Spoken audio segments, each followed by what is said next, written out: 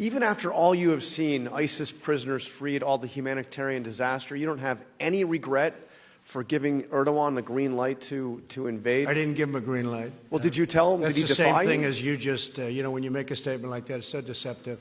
Just the opposite of a green light. First of all, we had virtually no soldiers there. They were mostly gone, just a tiny little group. And they would have been in harm's way. You have a massive army on the other side of the border. But more importantly, I didn't give him a green light. And if anybody saw the letter, which can be released very easily if you'd like, I could certainly release it. But I wrote a letter right after that conversation, a very powerful letter. There was never given a green light. They've been wanting to do that for years, and frankly, they've been fighting for many, many years. And when you ask a question like that, it's very deceptive, John. It's almost as deceptive as you showing all of the bombings taking place in Syria, and it turned out that the bombing that you showed on television took place in Kentucky. So, and I'm not even sure that ABC apologized for that, but certainly it was a terrible thing. I'm looking at this, I'm saying, wow, that's pretty bad. And it was in Kentucky, it wasn't in Syria, so I don't know what you're going to do about that, but I think ABC owes an apology. You see, Lindsey Graham just said of your remarks that you made in the Oval Office that if you keep talking like that, quote, this will be a disaster worse than Obama's decision to leave Iraq. No, Lindsey Graham would like to stay in the Middle East for the next 1,000 years with thousands of soldiers and fighting other people's wars.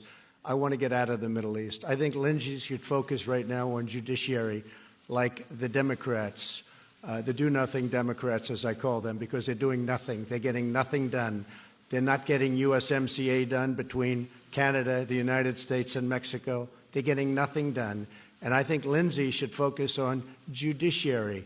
He ought to find out about what happened with Comey, what happened with McCabe, Lisa, what happened with Peter Strzok, what happened with President Obama, what happened with Brennan. That's what Lindsey ought to focus on. That's what the people of South Carolina want him to focus on.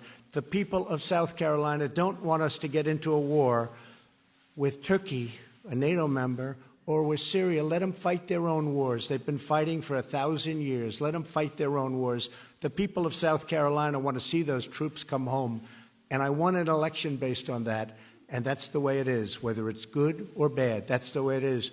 And if you look at this country, I'd be willing to bet anything, political instinct, that that's what the country wants. I'm not going to get involved in a war between Turkey and Syria, especially when, if you look at the Kurds, and again, I say this with great respect, they're no angels. If you look at PKK, take a look at PKK. ISIS respects PKK. You know why? Because they're as tough or tougher than ISIS. You take a look at a lot of the things having to do, you have to say it. Nobody wants to say it. We're making the Kurds look like they're angels. We paid a lot of money to the Kurds, tremendous amounts of money. We've given them massive fortunes. And you know what? It's wonderful. They fought with us, but we paid a lot for them to fight with us. But just so you understand, we were the ones that captured ISIS. People let some go. They opened a couple of doors to make us look as bad as possible. We have a situation where Turkey is taking land from Syria. Syria is not happy about it. Let them work it out. We shouldn't be over there.